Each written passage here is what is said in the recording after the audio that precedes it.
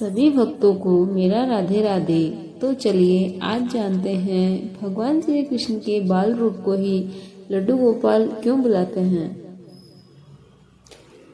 कथा के अनुसार ब्रज में भगवान श्री कृष्ण के एक परम भक्त कुंभन दास थे। कुंभन दास श्री कृष्ण की भक्ति में हमेशा लीन रहते थे और उन्हें छोड़कर कहीं नहीं जाते थे।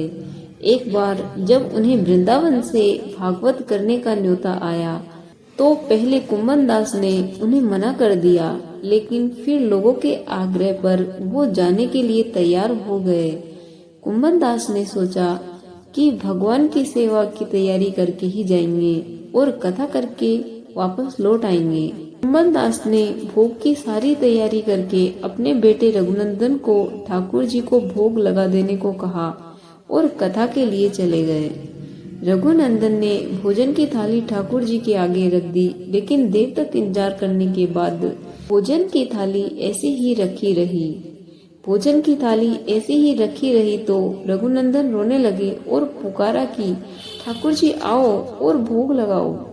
तब रघुनंदन की इस पुकार के बाद ठाकुर जी ने बालक का रूप धारण किया और वह भोजन करने बैठ गए।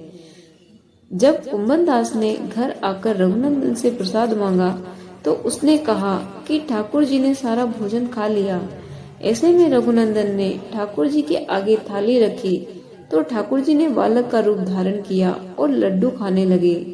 जैसे ही ठाकुर के बाल स्वरूप को कुंभन दास ने देखा, वह भागता हुआ प्रभु के चरणों में गिर गया।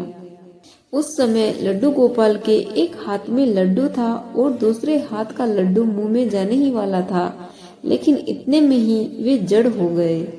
इसके बाद उनके इस रूप की पूजा की जाती है और उन्हें लड्डू गोपाल के नाम से पुकारा जाने लगा। तो भक्तों, इस कारण भगवान श्री कृष्ण के बाल रूप को लड्डू गोपाल के रूप में जाना जाता है। राधे राधे।